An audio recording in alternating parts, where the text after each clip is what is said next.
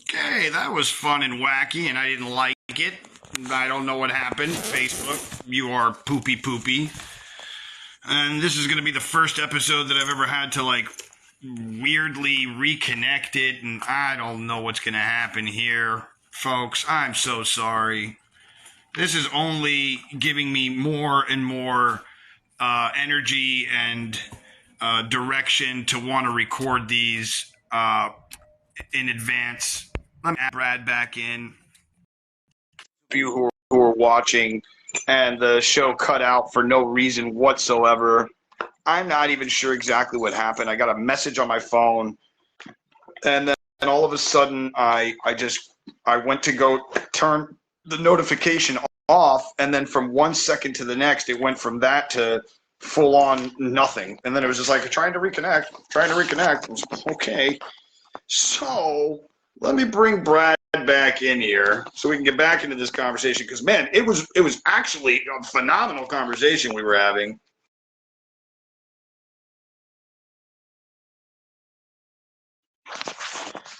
Okay, I'm gonna bring back Brad. Please come back.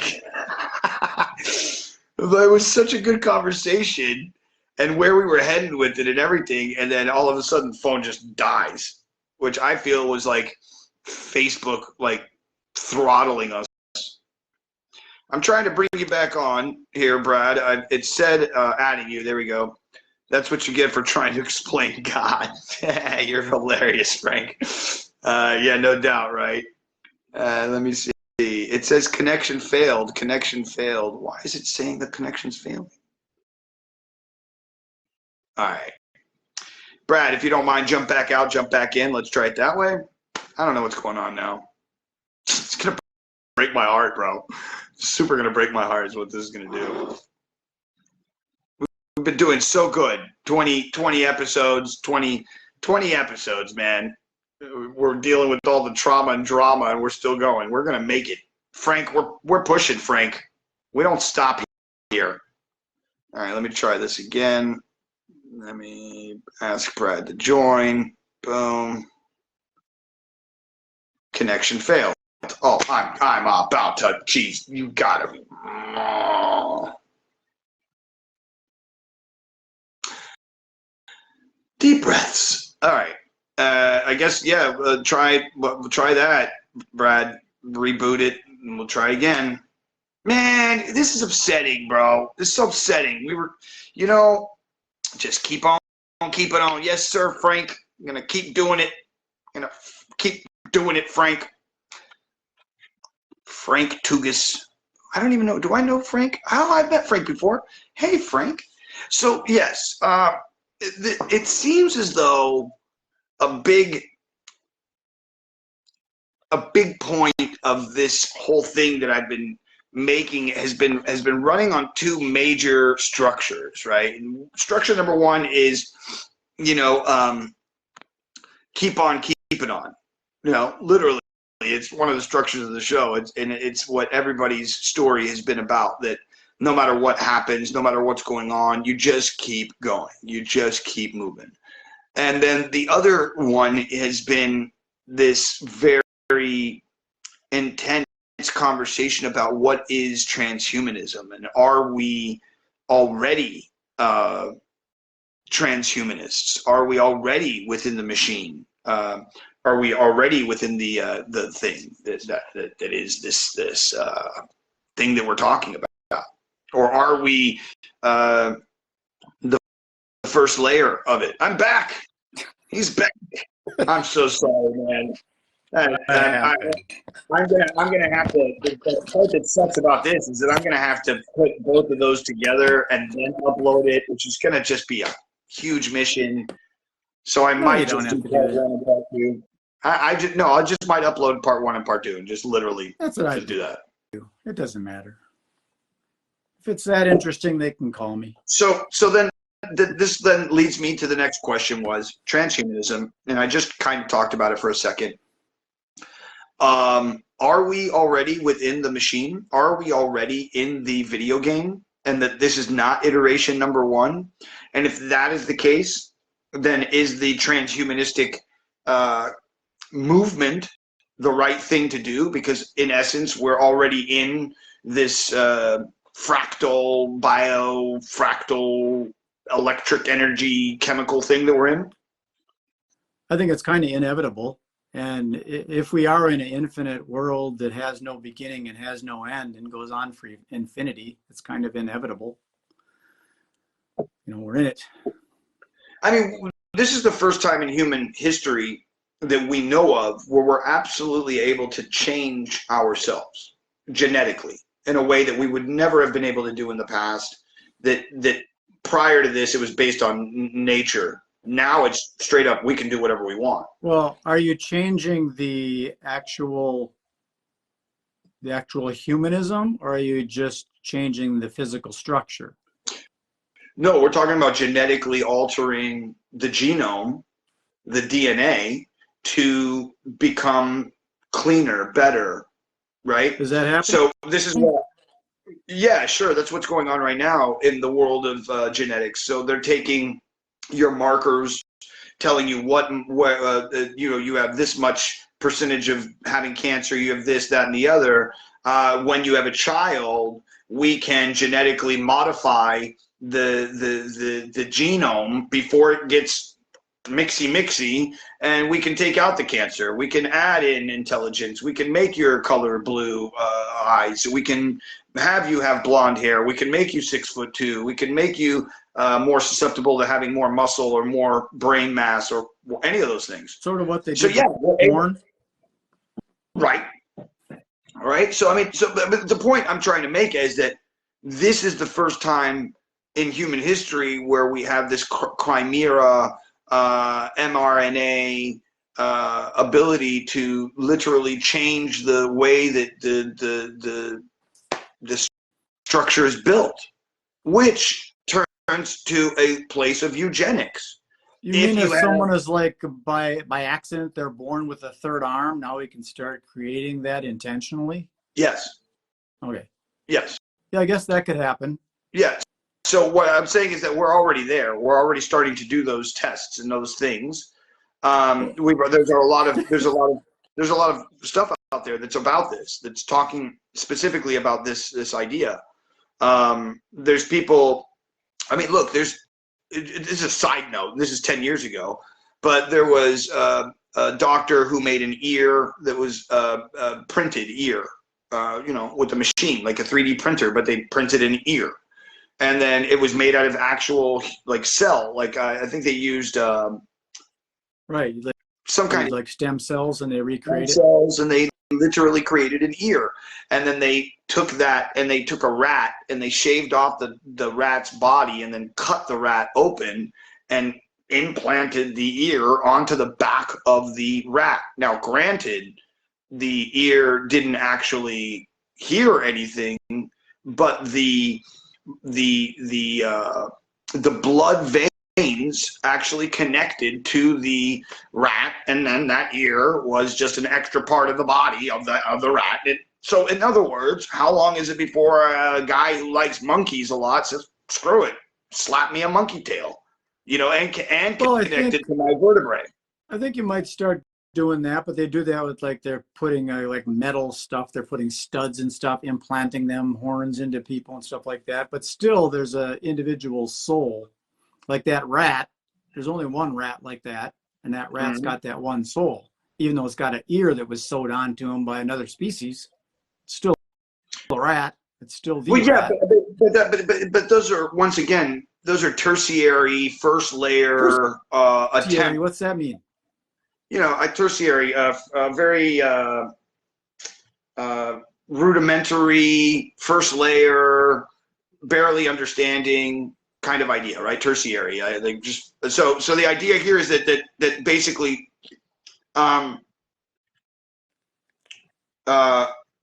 I feel that that's the first attempts of it's like we're over here with flint rocks and we're creating the first arrows while there's another guy over here shooting a gun with the AK-47 and bullets are flying out, you know. Well, let's go beyond the ear and go into like conjoined humans, you know, two sisters that are together, they got two heads. Do they have one soul or do they have two souls? Yeah, that's a very intense question. It's a very intense question because they're in one body, right? Yeah, they But they do have. have two separate consciousness, right? Because and I've seen the sisters you're talking about. They fight with each other. They have lots of documentaries about them. Right. So that's an interesting place to be, of two, like just right now, you and I, we're not connected, but we're having a similar conversation. And when we agree, do we like join our consciousness and agree on that element? And now a third entity or idea comes into play when we agree on it, when two or more agree. Right. And then that would tend to make the idea of having a sermon and needing 10 people to have a sermon that leads into the idea that you need to have that many consciousnesses together to create the next layer of movement. I was thinking that secret number is 7, kind of like in the music world. You go do, re, mi, fa, sol, la, ti, do. You're at the next octave. Right. And it keeps on going to the next octave until humans can't hear it and only dogs can. Right. Right. And the same thing with our visual cortex, right? We can only see so much of the light, and we can't see this, we can't see that. We don't know what's going on. And I think we're, as humans, we're designed that way so we don't get overwhelmed with all that energy and consciousness. But your idea of that transhuman thing. Hold on. Before you go further, you said that we were designed that way. I feel that we evolved that way. So there's my weird stopping point, right? So like, yes, I agree that there is a creator. I do not agree, and on many levels, that we were, when it says made in the image of, I'm doubting massively that God looks like us. No, God isn't, to me, God is more of an energy. But people say that we are made in the image of, and then they take that and go, oh, sure, look, but what is an image? An image is your imagination. It's a thought. So yeah. Right. No, the reason that I'm saying that is because people will generally turn to the physical aspect of ourselves to represent that that's what God must be, because Jesus or whoever, whichever prophet or whichever ideology came down. They're trying to re-engineer it. They're trying to reverse engineer it and go back to what God is thinking. But God is much more than, like, if I'm created in God's image, God has a lot more images than just me. I'm just a little tiny little thought. Mm-hmm. But when I said be able to physically handle before we transhumanize into something else, we've kind of been all the same since we crawled out of the cave. We've kind of been the same species of what we do and how we do it. And it's in this physical 3-dimensional reality of, height, width, and depth. And then the third of expansive thinking, and be able to think outside the box or without the box, but it's still limited or we go crazy. Well, I mean, is that, I hear you saying that over and over again, but then there's a part of me that says that if I am such a fantastical power as you are saying that we are, right? We are all sparks of the creation. Therefore, we are in essence creational pieces ourselves that can, in essence, create these expansive universes and worlds and ideas just from our imagination. Then it tends to let me believe that if in that space, I would no longer have the conscious ideas that you're bringing up now. Well, it's kind of like I'm a Formula One race car driver and I'm really good at it. My ego says, geez, I could fly an airplane. I need to get out of the car and into the airplane. If you know what I mean, that analogy. Sure. We have our human bodies, and if we were to go beyond that limited 3-dimensional reality and limited consciousness and thinking, need to step out. And I've not done that kind of thing, but an ayahuasca trip, that might get you out of that limited thinking and you might go beyond. I did bladder acid once in high school, but that wasn't a good trip. I didn't know what I was getting into. That's so funny. And I just like 3 weeks ago, I think I did 5 grams of the heaviest mushrooms there are on the planet, and I spent 6 hours in a deep, dark place dealing with my relationship with myself, and it was absolutely beautiful. Good morning, Leslie Jackson, and also good morning to Dusty Hayes, who came in a little bit ago. We're having a very deep conversation today. Consciousness, the transhumanism, lots of crazy combos here today. So, Brad, where do you feel we're headed in the next little bit of time? Like in a very short time, like I'm saying in the next like year or so. And then also let me add in, just for fun, have you heard of any of these conspiracy theories that say that we're exactly 7 years away from the tribulation? That if you take when Jesus passed at 33 years, that we're exactly 1,997 years from when he passed, and that the tribulation happens in 2030. Granted, we've heard this in 2000, we heard this in 2012, we heard this in, but I don't believe that any more than I believe the weatherman can tell you when the rain's coming. Because they're always wrong. They're close, right, but they're wrong. Right. So where are we going? Do you study Abraham Hicks? Sure. So it depends on what vortex you're in is where we're going. Just to there you go. Just to send out some love to Abraham Hicks. She is having an event in Amsterdam. For those of you who don't know who she is, look her up. Live event that's happening in Amsterdam here in the next month or so, I think, is when she's doing it. That's a wild place to do it. I went to Abraham Hicks. What do you want? You're gonna go see Abraham Hicks. You better take some mushrooms and hang out. On that topic of depends on the vortex you're in. You play stupid games, you win stupid prizes. So if you want to go do all that stuff and go on to Facebook and look at all the political chaos and all the death, grief, sorrow, and murder, that's what you're going to manifest. If you shift the gears and get into a peace consciousness and loving and caring, you're going to live that life. It's going to be a reciprocal, what do they call it, karmic kind of thing. You put that shit out, you're going to get that shit back. Yeah, and I think that leads back to the conversation we were having when I was saying to you that since starting this podcast and having all of these conversations, these types of conversations, these types of people, this energy source is super heavy in my life right now. And it's amazing. I'm not complaining by any means whatsoever. I think it's absolutely ridiculous that James Heydrich calls me on the phone from a psychiatric ward in California, and we're talking on the phone for hours at a time. I'm totally stoked about that. You know what I mean? Like, that does not bother Paul Carpenter. And so all of that, it's so crazy because it leads the conversation right back to where we are, that it is what you think is what you create. What you believe and what you hold to your heart as an intention is what the universe is going to give back to you, as long as you are in conjunction with being sharing, loving, giving, and growing, period. It's a matter of being able to change your state.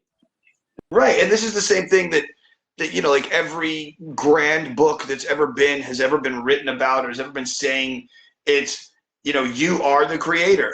You are the generational machine of happiness. You create it, no one else, and it's not easy, and you got to work for it, and you got to do something, and that's just the way this thing works. Get up and go, bro. It is. When I get into a place where I'm starting to battle in my head, I'll go do yoga and get into a meditative space of nothingness. It's kind of like wiping the slate clean. Yep. And then you come back out of it and you can create from there. But if you're drawing a bunch of chaos and stuff on your chalkboard, and then you find a little corner where I can put a little heart and show some love, there's no room. So you got to take that eraser and get that shit out of there and put in some happy juice and grab yourself a coffee and I love it. And that's another thing. I think that many times, especially for people like myself who have depression, when in the depressive state, it almost feels as though that's the end all be all, and that there is no way to change it. Freeze frame. Hello. Did I lose you again? Yeah, I'm telling telling you, bro. I don't know what's going on with Facebook today. And it's the satellites up in the air. They were zipping around the universe, and the stuff gets in the way. Probably went past a tree or something. That's it. There you go. But what was I getting at there for a second? Depression. Yeah, the people that are depressed feel that that's the end all be all, and that doing something, there's this very simple: thoughts, feelings, moods, actions. Your thought creates your feeling creates your mood creates your action. If you are depressed, which is the action of thoughts, then go backwards, which is create an action to create a different mood, to create a different feeling, to create new thoughts. Because then when you have new thoughts and so what's that action? It's exactly what you said: wiping the place clean, and that's in some form of physical exertion of your own body in a meditative way. It's not just go lift weights, be angry. It's really be intentional with your body, really be intentional with your breath, really be intentional with yourself. And I do hot yoga, and when I do it, it is meditation in every sense of the word, but on a level that's so intense and so extreme and so, but when you walk out of it and you've taken the shower and you're like, it's like breathing again for the first time. Yeah, and it's from there, like you're saying, that once you start to place in, you can't go into the place of chaos and start going, okay, we're going to organize things, guys.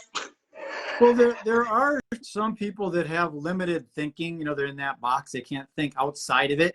So that's the worst place to be in a depressive place, because once you hit bottom, there's only two places to go. And that decision you make is going to be whether you're on this physical planet or not. So you got to be able to stop, wipe it clean, and say, do I want to go or do I want to stay? If I want to stay, then you have to lift yourself up. And some people stuff, what are you talking about, this spirituality stuff? It's all about going to work and making money and paying your bills. Then I can have a beer. Okay, if that's all you got. Right, that's it. You got to think beyond it. I mean, I've had situations where I stub my toe and you can go, God damn it, and you start throwing shit. Right. Or you can start laughing. They go, motherfucker, that fucking hurts. Right. You can enjoy it.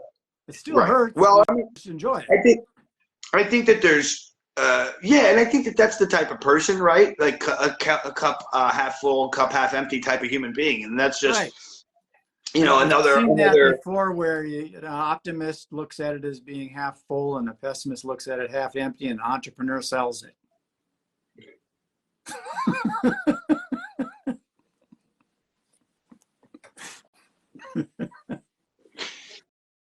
Did you know that you need a cup? I already got one. No, you need another one. Tell me this. This one's better. This is a better cup. So, Brad, if you wouldn't mind, what is it that you're working on nowadays? You said that you were doing stuff online. You're not doing so much stuff physical and like events, and you're kind of semi-retired, just kind of hanging out and just enjoying life. But what's the thing that you've been doing lately that's driving you, that's keeping you passionate and moving forward? Well, but a lot of people learned when the pandemic thing happened is they didn't need to punch a clock. They realized that they could generate an income to pay rent by having fun, selling fishing lures on Amazon, or just figuring it out. And there's also this weird currency that's happening where the paper dollar is kind of gone and the banks want to have their currency. And then there's the undercover crypto kind of stuff going on. I'm a hybrid kind of guy. I want to play both sides of the fence. So I want to play both those games. I don't like being under control. And I believe the internet gives us access 24/7 to do whatever we want. It's just a matter of selling something, and I don't care what kind of currency you use. So that's what I'm doing now, is figuring out ways of not relying, because I recently got my Facebook thing, my pages. I can't do anything on them because I did something. I don't know what the laws are. I don't know what I did, but I got it shut down for 26 days. So I can't use my pages. Well, wow. I'm not building my life on Facebook. I just jumped over to LinkedIn, or I'm playing the game in the email world, or I just go on to some other. There's zillions of platforms going on. And so bringing that up, what's happening with this media stuff, where it used to be your traditional media, and now all these people like Russell Brand, he's getting some traction. He's talking about conspiracy stuff. And now the other media is trying to say bad shit about him, so he gets canceled. This whole cancel culture thing. That ain't going to work. He's going to jump on another platform and create another audience. Oh, he already did. He already did. He's on Rumble. That's what I mean. And you put him in multiple places. They're going to follow the personality, not the only way they're going to do that is be trying to steal his cell phone or imprison him or something. But anyways, I've got some thoughts of that. It's the same thing they did with Andrew Tate. Right. It's the same thing they do with anybody in today's world that is willing to step up. Anybody who's willing to step up is going to be destroyed in the court of public opinion by those who are in the want. And I say that I feel as though, and it's such a weird thing to say this, but I feel as though it's anybody who's against transhumanism and this attachment of physical things to our body, that if we don't go in that direction, then you're not a technocrat like us. Wasn't there that gangster guy that says keep your friends close and keep your enemies closer? So yeah, that's something I'm too. conscious of all this stuff. I'm aware of it, but I'm not playing that game. And that's what I'm doing now, is I'm developing ways so that move the online chatter back into real life activity. Right. Letting humans do their thing, and they can go out and do whatever they want and generate some income, whether it be traditional in currency or cryptocurrency or something currency like Brad bucks or Paul bucks or something like that. So yeah, that's, it's so funny that you mentioned that, because yesterday's episode was exactly that. Mihail came on, and he's been in the crypto industries for about 7 or 8 years now. He's done quite well for himself. And that's what he's seeing. He's seeing real world attachments of actual physical things, oil, salt, gold, silver, turning into these altcoins, so that these altcoins aren't just based in nothing, but they're based in actual physical reality. Like money is nothing but it's just a measurement system of energy. You put in energy into work and you get compensated for it. Like you and I, both in the entertainment field, you've got knowledge to go out on the street and hypnotize some multi-billionaire and say, hey, did you enjoy your time? It was kind of good. If you want, send me something on my PayPal account. And he'll go, okay, fine. That's how I got a membership at the Magic Castle. I was out there basically homeless. I went to an event, and there was a guy there that says, you should be a member of the castle. And I go, I can't afford it. And he goes, well, I will take care of that. And he goes back to Arizona, and all of a sudden I get a check for whatever it was made out to the Academy of Magical Arts, and I'm a member now. I didn't do anything. I didn't say hi. So you don't need to be hourly compensated. And that's kind of what I'm working on now, is the ability for people to do what they want, where they want, when they want, and just be able to make a connection between a product and a prospect. It's just about alignment. Yeah. That's all you got to do. Yeah. If you want to buy something and I happen to have it for you, I can make a commission off it using the affiliate model, or it can be a direct kind of thing, or maybe somebody just has a lot of money and wants an idea, and people like you and I have this weird brain that can come up with, how can I make something look like it disappears for Halloween? I can figure that out for you. Yeah. It's called black art. We can make it happen. Yeah, right. I see it. Right. Yeah, but it's you're right. You're right in the sense that people get locked up in these boxes of thinking. Yes. And it's a very limited. It's unlike people like you and I. I started door knocking at 8 years old, had my own paper route at 12, was teaching people how to do door knocking at 15. 20, I was the director of marketing and promotions for Clearly Canadian for a drink called Orbits. So I get it. Right? Let me share something with you that it's an idea I have. It's nothing new, but it's something that someone might be able to implement in their city. And it's about people meeting people. And it's basically a collaborative co-op coffee shop where we, the people, own the coffee shop. We, the people, profit from the coffee shop. And we work at the coffee shop. We get things done at the coffee shop. We promote the coffee shop. We all just hang out and have good conversation. That's not angry conversation. It's like, I don't want to have debates and stuff. Let's think of ideas of how to make the world a better place. And we'll do it in our little city, little community coffee funny shop. that you mentioned that, because that's another thing that was just brought up to me in the last couple of days. I've been driving by this one property that's been like, run down here in New Orleans. And I looked at the layout of this place. And I'm like, God, this place is gorgeous. If somebody would have just taken care of this. And he's like, my friend's like, bro, you have no idea. There's an upstairs and a downstairs to this location. And the bottoms all had like what seemed to be, and they were just apartments, right? But it seemed to be like little stores. And I was like, man, could you imagine if that place was a makerspace?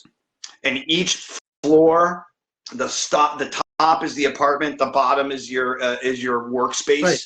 And each person has their own little, and then you could walk in there on the weekends and buy stuff from any one of those people, and then those people could help you build parts of your house. I mean, just the idea of that alone, that idea of a maker space, like most people don't even know what a maker space is or what a hacker space is, and because they're only in major cities like San Francisco, New York. There's one in Miami that comes and goes and it falls apart and it comes back. Stuff here in Minnesota. Yeah, but it's a very underground, thing to want to tinker and make your own. Resounding chamber for those people who watch 3D printing guys on YouTube are like, I'm printing my own thing. Sure, buddy, but that's like maybe 10,000 people in the world that are actually doing that and really heavy with it. I doubt that it's like millions upon millions of, no, dude, hundreds of thousands maybe of these 3D printing machines that people buy, and then out of that, how many people actually use them and make really cool stuff? That number dwindles really quickly. It's the same thing in magic, right? There's tons of magic tricks out there and tons of stores and whatever else at one point or another, but how many people actually go into the magic store, buy a trick, learn it, practice it, and then go out of their way to perform it and then make a career out of it? I mean, and maybe it's not about a career in one thing. Maybe it's multiple things. Yeah. And I didn't mean it like that in the sense of career. I just meant that going from guy who buys magic trick to guy who makes money from magic trick is the process that I was trying to talk about. I was at an event once. This guy has this thing called the White Box Club, and it's about people that lost their job. They had to get that white box, and they escort you out of the place with your belongings, kind of stuff. And there's all these people. There's like 17 people there, and they're all saying what they do. And I'm being a self-employed guy sitting here, and everybody else had jobs and is looking for a job. And there's a guy that's a sales and marketing guy. There's a graphic designer. There's a photographer. There's a person that's an accountant. There's somebody else that's good at management. And I'm thinking, why don't you fucking start a company? You don't need a job. You got all the people there to do it. Why don't you just find a widget and agree on it and sell it? Quit looking for a job. You're so funny, but that's so true, because I've been to those like network meeting lunches where they only allow like one of each thing in the town. And I've had that exact same thought, bro. When I was at those meetings, I was like, wait a second. So you're telling me you do taxes, you do marketing,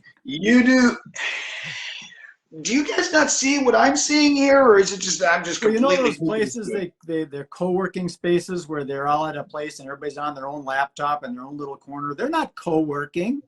They're cohabitating. They should collaborate, all get together and say, let's create this. Let's make this happen. And it would just pop just like that. You just need 7 people to agree. All right, so I'll agree and disagree on that one. Yes, I see what you're saying. It's true, but I've been to some of those spaces where I've actually worked in one in Miami. It was called Expansive, and I was working for a guy who owns a marketing company that does pay per call. I don't know if you've ever heard of that, but it's very, very cool business. Very, very, very lucrative business if you learn how to do it right. But this guy's like the top 1, 2, or 3 in the world, has like thousands of students, has his own back end, all of it, right? And so he was in a co-working office, and he ended up, through me and through people just talking and eating lunch together, we helped 2 or 3 other businesses do marketing and do other things. And so there is a cohabitational thing that happens, but there is a co-working thing that ends up, I'm already here, you're already here, your business kind of connects to my business, or my business can help yours. Let's work together. You know what I mean? So, I mean, and then again, there's, I do agree with you. Yes, on some level, there's people you never meet in a co-working space that you never even meet, you never even hang out with, you don't know who they are. It's like, I've had a neighbor for 10 years. You and I are driving down the freeway, and you say, let's go to Dallas, and I say, let's go to Miami. Who's going to grab the wheel? We have to agree on a goal and destination. That's so good. And you're right. So what are you working on nowadays? I asked you a little while ago, but I don't think you gave me an answer. That's kind of what I'm working on, because I just finished my expo in September 20th, and it was okay, but it wasn't what I thought should have happened with all the energy and time and money I put into it. And there's something weird with the whole concept of someone coming to a trade show or an event nowadays. So I'm shifting from that into more of this collaborative coffee shop concept, and with a membership subscription type model. So that's what I'm working on now. It's the Synergy Collaborative. Right now it's focused on local people, and I'm thinking about casting a wider net, but I kind of like to create it local. So I had somebody as a guest on my pod. I think it was the 7th or 8th episode. His name's Alejandro, and he has something called the Honey Hive Project, which is basically the same kind of idea, where it's each honey, the 6-sided space is its own little cell, right, and it's creating honey for everyone to enjoy. I like it. And it's great. It's a great idea. It's called the Honey Hive Project. And so he has a lot of collaborative things that he's doing. He's from Puerto Rico, and he's involved with the spaceport that's being built in Puerto Rico.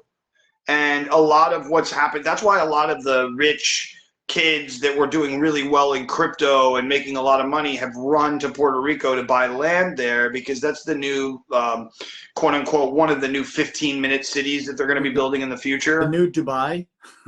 The new Dubai. So yeah, Hawaii and Puerto Rico. And so, yeah, so what was I trying to get at? The collaborative. Yeah, I was just saying I would love for you to connect with him and maybe find a way for you to have your project, your own thing, right? Because that's his idea. He wants everybody's collaborative efforts to come to like some place, so that I'm in Miami and I don't know who to talk to, and then you go to Honey Hive Project and it's got a list of a million things you can go to. I totally get it. Look at it like energy. You got one energy come together, another energy come together. You got the male and female energy come together. They come together. They create a third entity. That third entity manifests and matures, and then it creates another energy, and it replicates in its cellular replication. Yeah. It also reminds me of the when Oppenheimer finally figures out how an atom explodes and what it looks like. In a compressed area, right? And it's the same thing. I see that as like one part of the explosion hitting another, and then it just turns into this massive thing, right? I feel that's again entropy, and we're living within it. Well, my challenge with what I'm doing is trying to find out what is it that each individual wants. What do they want to have?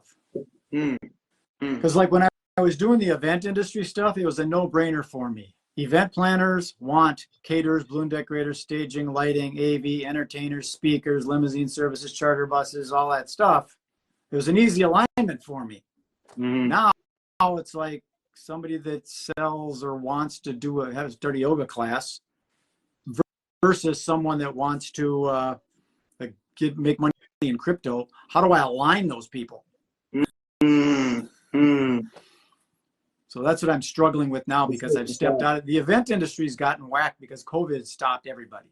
Everyone. Yeah, it's only just now coming back, and I've seen it now It is coming recently. back, but it's different. It's way different. It's weird. It's weird. It is. That's a good word for it.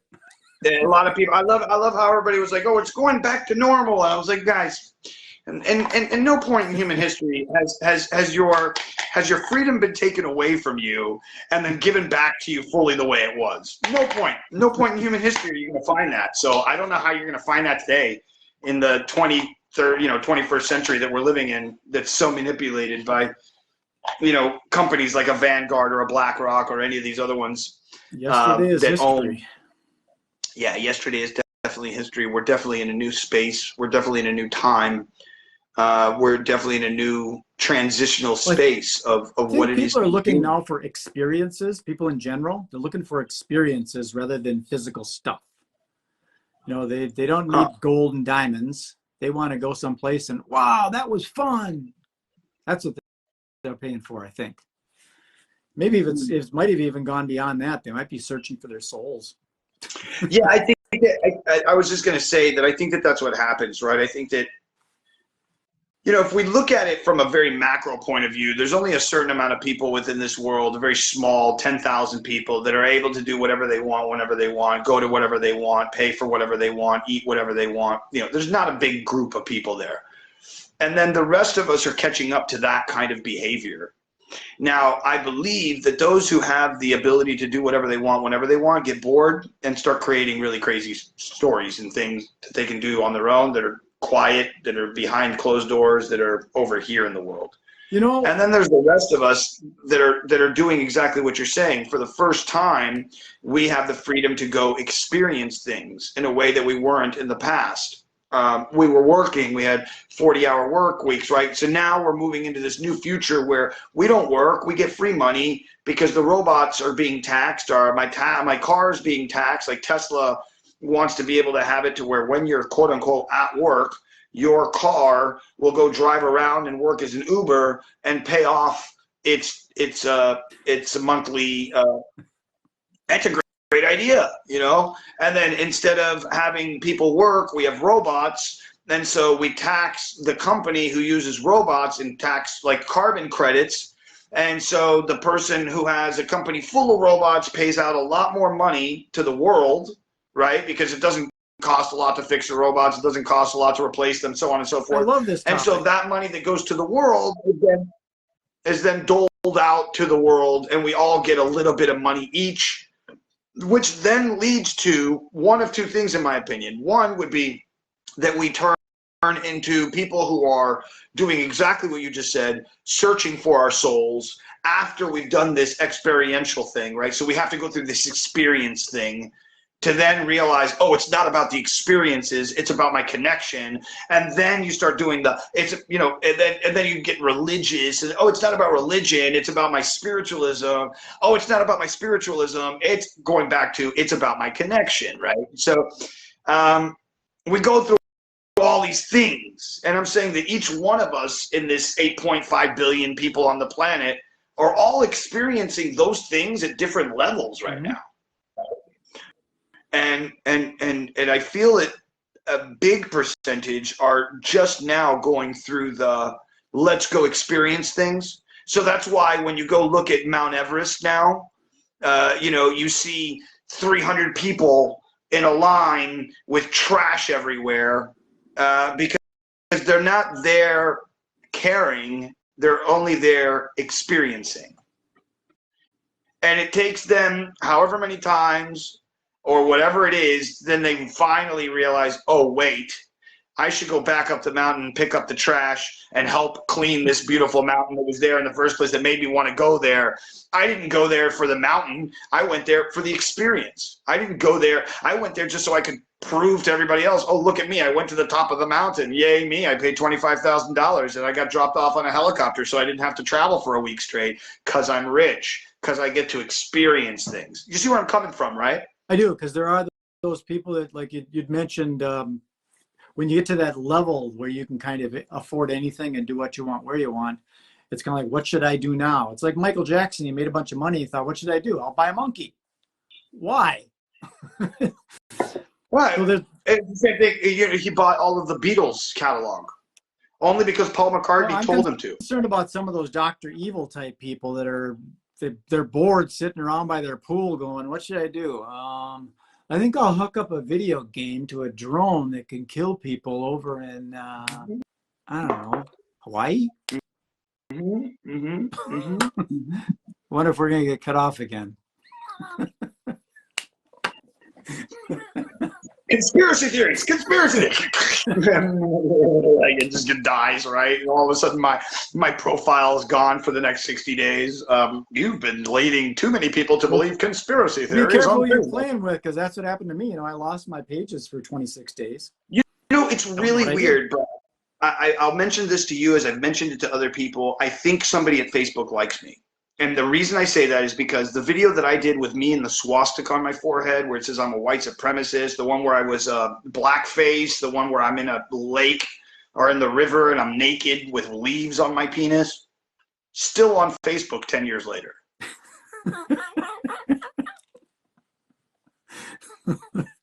Never deleted, never taken down. And it's funny because sometimes I go through in the mornings, well, okay, I should create some content. What should I create? you just take your pants off.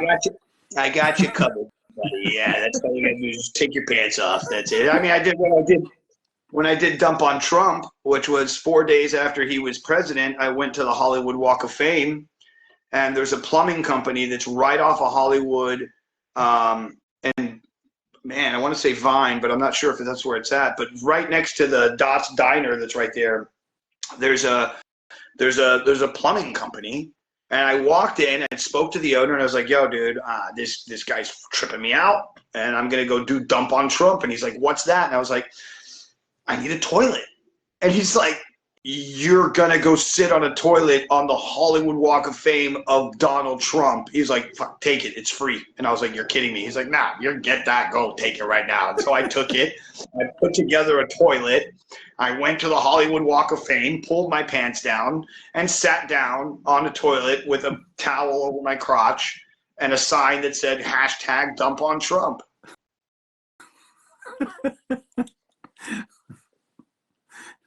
You go outside the box for sure. You're like a lot of the stuff that I do is dualistic in my mind, right? So part of it's like I just want to do whatever I want whenever I want. I don't care if you like me or not. I don't care if I have money or not. That shouldn't be the response of why I'm doing. Period. And then the other part of me is I really want people to wake up. Like I really want people to be aware that they're in a box. I really want them to not only be aware that they're in the box, but that whatever they box that they're in, they can reconstruct and create to whatever they want and be whatever they want. Today I'm an actor, tomorrow I'm a singer, today, the next day it doesn't matter. This box is so able to be origamied into whatever you want.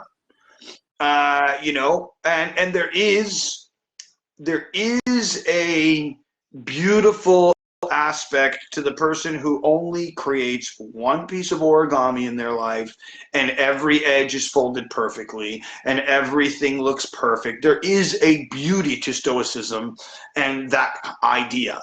But then there's also massive beauty to somebody who takes a piece of paper, crumples it up, turns it into a flimsy thing, and then turns it into whatever he wants. What do you think is that thing that gets a person that pokes a little pinhole in the thing to burst the bubble and let him outside of that box? Is it boredom maybe, or no? I think the best response to that would be and it's kind of an analogy, it's kind of a story here, but I was watching a video and a guy goes, the first time I made $1 million, it freaked me out. He goes, because everything else prior to that, I had failed. I failed in my Shopify business 5 times. I failed in opening my own store. I failed buying a business from somebody else that worked. I failed at this and I failed at that. He goes, so whenever I started this new thing, I already had in my mind all these failures. And then all of a sudden it worked. And then it went from $5,000 in a day to $10,000 in a day to $100,000 in a day to I made $1 million in one day. He's like, like it broke his brain. But he said, but after I got through the weirdness of not understanding it or not whatever it was that was happening to me, of like that all this money showed up and I had failed so many times prior, I was expecting to fail. And when I didn't, everything changed for me. Like all of a sudden, the floodgates were open to any idea that I wanted. And it wasn't because of the money. It was because I now understood that the failure was only the rate of recession before I get. And I need to fail a lot before I receive. And that's good for me. So now. Is that the formula then? So I think fail, the formula till you is, succeed? No, I think the formula is having something work, period. Yeah, but now, what's the formula for having something work? To me, I thought it was like error? alignment. I think trial and error, right? Like anything else, right? Like how many times did it take Edison to make a light bulb? 10,000 times. And did he really make them? No, he had a team of people making them for him. But that's not the point, right? The point is that he made a light bulb. And it took a lot of trial and error to get to that light bulb. But the essence of the idea was the idea. Mm-hmm. Right? This is interesting to me. Because so if you want to plant tomatoes, you go and you buy a bunch of tomato seeds. They don't all germinate, but the ones you put into the ground usually end up being tomato plants. And if you take your time and you nurture the plant, you can harvest the fruit. Hello. It's sort of an easy formula. It's an easy formula. I think the formula for success is focus and just keep on keeping on. It's like consistency. The magnifying glass in the sun. If I found anything out of all of them, it's consistency, and intelligence has nothing to do with it. Because I've met some of the dumbest. I'm talking absolutely. How are you a multimillionaire? Right. And it's literally donkey mule behavior. Yeah, like it's focus. Consistent focus. There's no thinking in that, dude. There's no thinking in what I was just doing. There's just doing. That's all that is. And through that process, I've met people who pick up trash, multi-millionaires that own like massive recycling plants that started with a truck. The guy started with a freaking like $1,800 Toyota B2 crap truck, was riding around picking up trash in crappy neighborhoods and then taking that to a recycling plant. Did that for like 6 months, bought himself a truck, got the truck covered with like a print or whatever. Yeah, it's focus. Then started learning. Yeah, dude. Then he got insurance. Then he found out how to do deals with real estate. And then he went from like $1,000, $2,000 a week to making $3,000 a day. So you went from a junk collector to a real estate investor? No, he was doing real estate clean out. Oh, okay.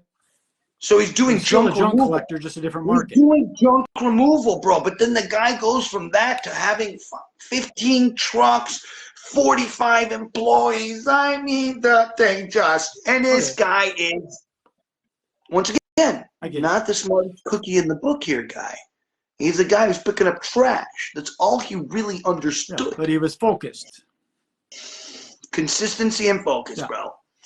But again, I don't think he would have kept doing it if he wasn't making some kind of money. Something worked. Yes, you need to have a reciprocation of some sort. Right. And so it's the same thing with this.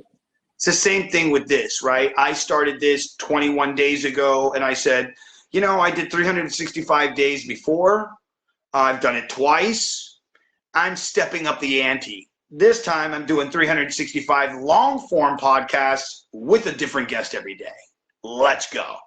And there's two reasons I'm doing it. One, can I? Just curious. Just curious. And the other is proving to myself and to everyone else that consistency, man, I've got that in spades, folks. You just got to give me the right thing for me to want to do it. Consistency, bro, I'm so consistent, it's scary. I'm like a Virgo consistent. Like I call my mom every day, 7 o'clock in the morning, 7:30 in the morning, every day. I do certain things every day. Right? Well, you can't fail if you don't quit. Without hesitation, without thinking. Once again, that mule-esque thing. They are just parts of who I am. Now, the reason that I don't do is because I don't want to do. Period. I would rather be homeless. I would rather have no money than be anything to somebody else. And when I do for somebody else, I'm staying in this beautiful home right now. I have my own king-size bed, my own bedroom. And what is the guy asking of me? Hey, dude, help me clean my house, keep my shit organized, mow the lawn for me. And when I call you and ask you to come pick me up and take me somewhere, you don't say no. No squash, bro. I'm in. Let's go. And you're going to let me do this podcast weird thing and you're not going to care and you're not going to be one of these people. No, dude, do you, because I see when I'm watching and I flip through Facebook, I see the comments. I see what people are saying about your show. I see how many people are watching it. And he goes, if on some level I'm the one who's helping that happen and I know who you are, Paul Carpenter, and I know what you do for the world on some weird level, because guess what? You've done it for me. Like, he owns this business that he bought with no money down, blah, blah, blah, that whole concept, because a year ago I started yelling about it on the internet and telling him about it, and so he went out and did it. I have another friend of mine who called me yesterday. He was making art. His name's Daryl Adams, Darryl Adams, Addams, and he just sold 2 NFTs for $30,000. 2 pictures. And it was, he called me and he's like, bro, I have to say thank you. And I was like, what are you? And he's like, no, seriously, like, thank you. And I was like, what happened? Like, he was almost in tears when he was calling me. And he's like, bro, you have no idea, bro. I just sold 2 pieces and I made $30,000. And I'm like, you what? And he's like, yeah, man. He's like, you were right. And I was like, what do you mean I was right? I didn't say nothing like that. And he's like, bro, like 5 months ago, you were really upset with me that I stopped making art, and you were upset that I had found my dream, but then I let go of it because I was worried about societal structures and paying bills and this, that, and the other, and blah, blah, blah. And I said, okay, but what happened when you did that? He goes, well, I did this thing with Owl, which is this chat service where you get paid to talk to people on the phone. And he got really big, all the way to where the owner of the company came up to him and was like, yo, I want to make you a sponsor, and this, that, and the other. And while that's happening, he writes to me one day and he goes, oh, look, I'm making art again. Just wanted to show you. In less than 1 week, he makes the art and sells it and made $30K. Calls me on the phone. He's like, thank you. And I said, you know what? I'm just happy that you're finally seeing what the universe wants from you. Like, you have to recognize that you worked your ass off to get to a place where you had financial stability so that you could make your hobby your work, and now your work has become your hobby. Because the work that he was doing was taking phone calls and answering questions to people, right? That wasn't his real want. I think a lot of he people loved look outside and they think, like you said, the societal construct. They think, oh, I got to have this. So I can't do it until I have this thing. No, you don't. You just make it happen. There's always a way. It's like what you're doing here. Like I said when we first got on, you're doing this off your phone. Because I asked what platform you're going to be on. Are you going to use Zoom? How do you do this?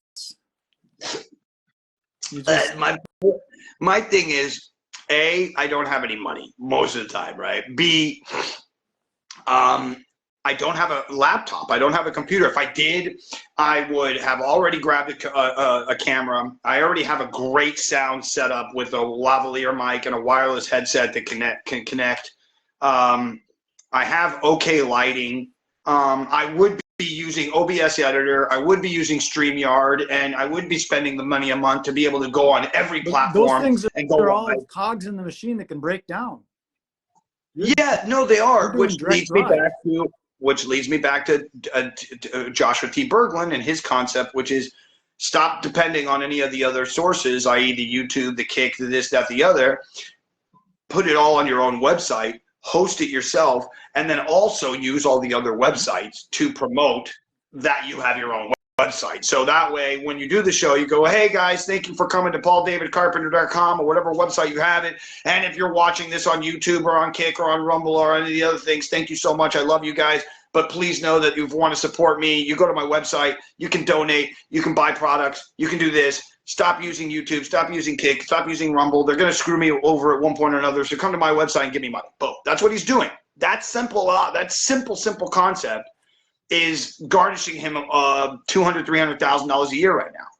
And he doesn't have a massive following. It's not like he has millions and millions of people. He's got like 120,000 followers. I don't need it. I kind of bamboozled. Like a lot of these get-rich-quick things are all these how to make money on the internet stuff. They're talking about how to be a billionaire. These guys wouldn't know what to do with $100,000 a year. Why do you need to be a billionaire? Just because Elon does it? You know, it's the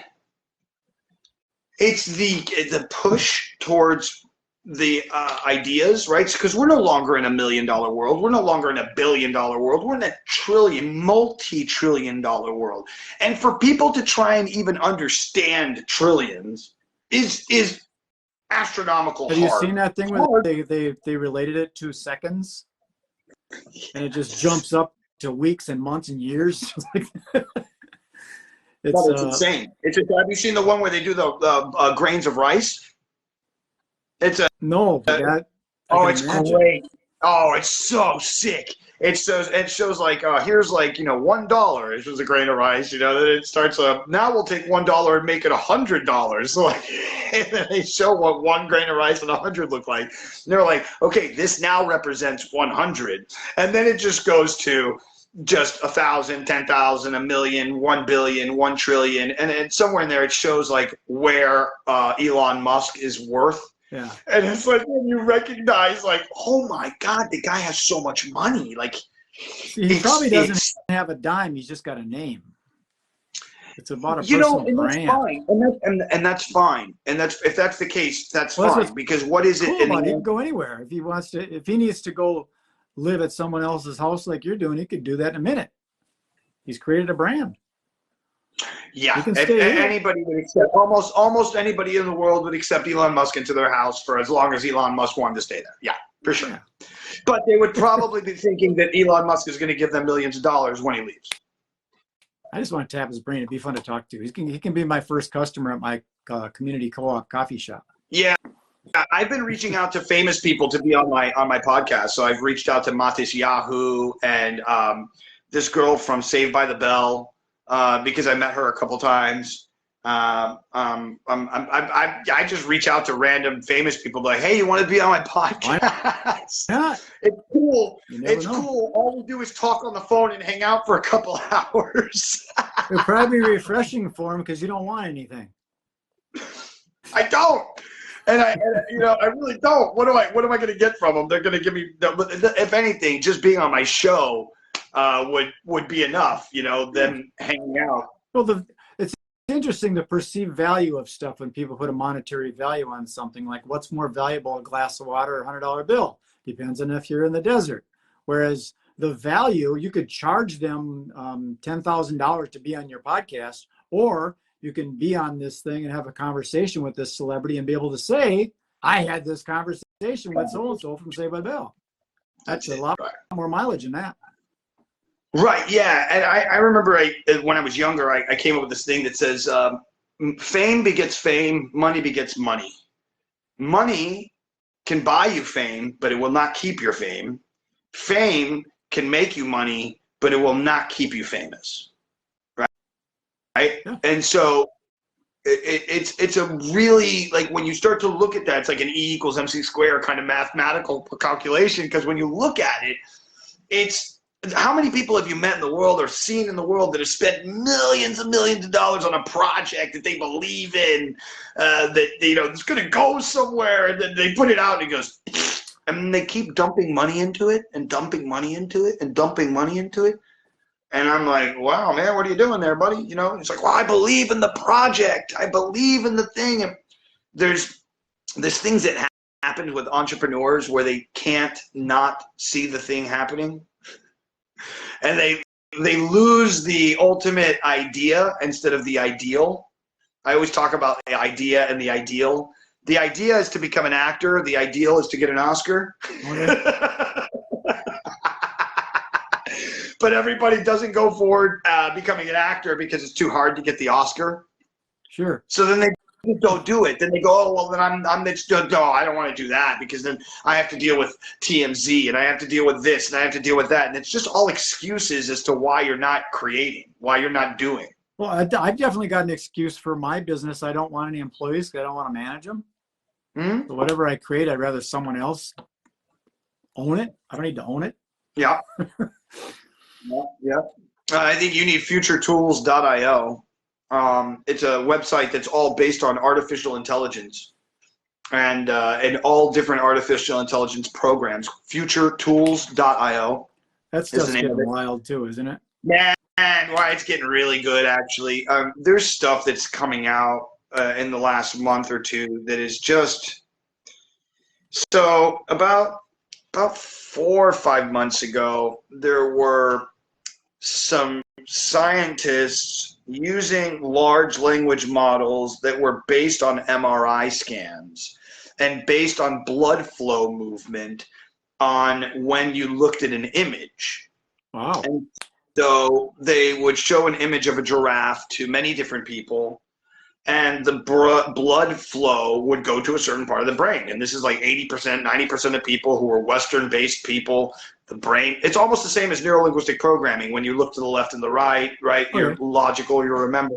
But when you're from, let's say, Israel, and you read right to left, then those get switched out, right? So your right is your left is your right. It's a little different. But same thing in the sense that when they were asking the LLM model to look at only brain flow and create an image, they gave it a bunch of brain flow imagery, and then it would create an image of a giraffe. Wow. Yeah, wild. And then they would show, this is another a series of tests that were done. They were shown a video of a girl who gets a rock thrown at her head and falls to the ground.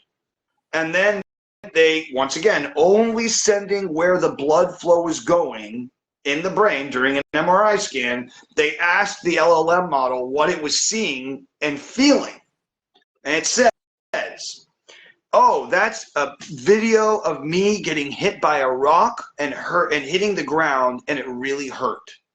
Oh, they felt it. They didn't feel it, but they knew what they were supposed to say.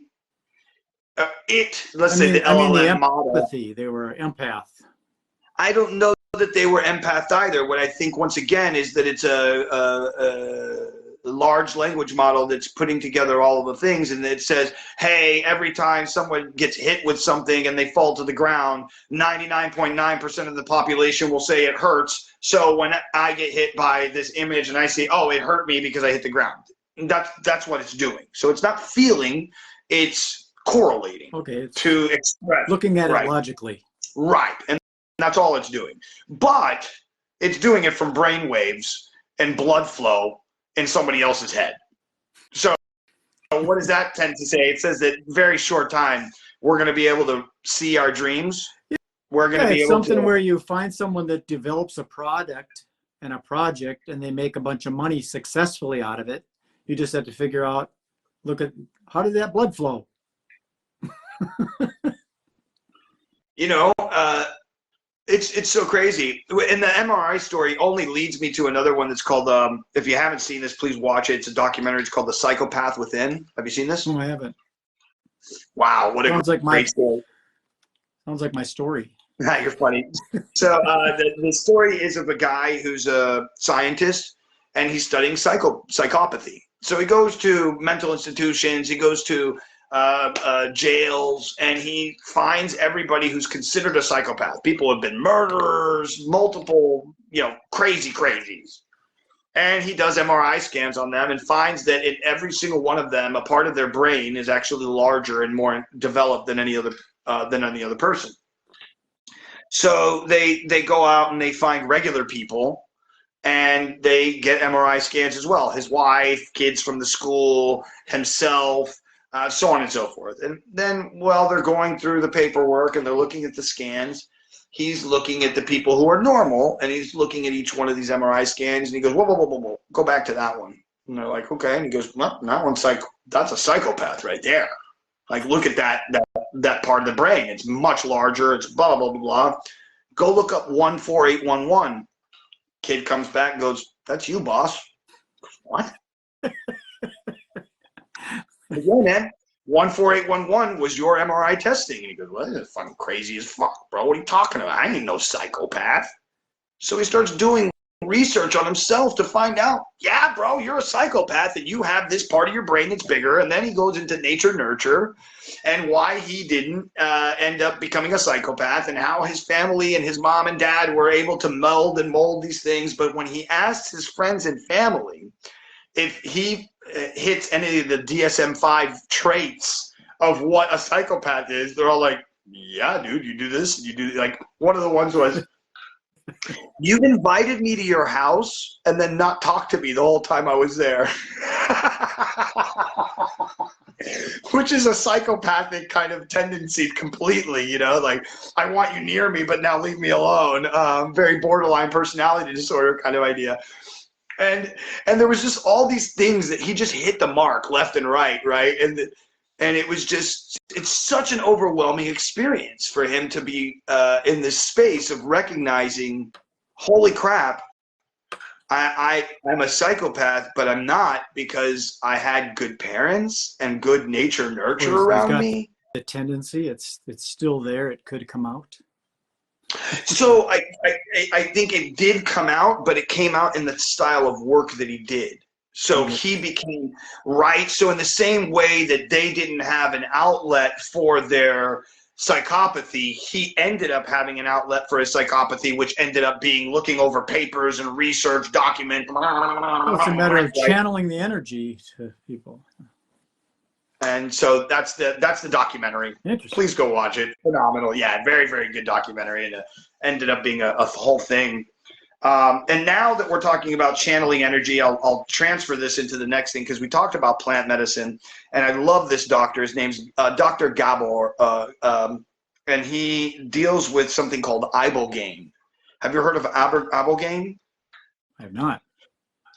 So in the same way that there's a thing called ayahuasca, which is a plant medicine, there's also another one that comes from the boga plant, and the derivative is called ibogaine.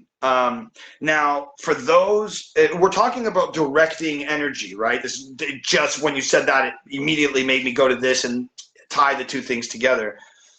So Dr. Gabor will grab people who are heroin addicts, crack addicts, meth addicts. I mean, the worst of the worst of the worst types of addicts that there are, who are pleading for help. And then he takes them to South America or Puerto Rico, different places, and he does 3 ceremonies.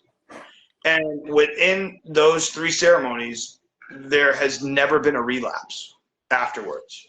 Every single person walks away, never using again. And I feel that a lot of the conversation we've had today is based on, like, what are we doing? What's the evolution of humanity? Blah, blah, blah, blah, blah, right? So if we go along with Terence McKenna's stoned ape theory, which is when we started eating meat and we were using psychedelic mushrooms, that kind of helped create the germination of our consciousness.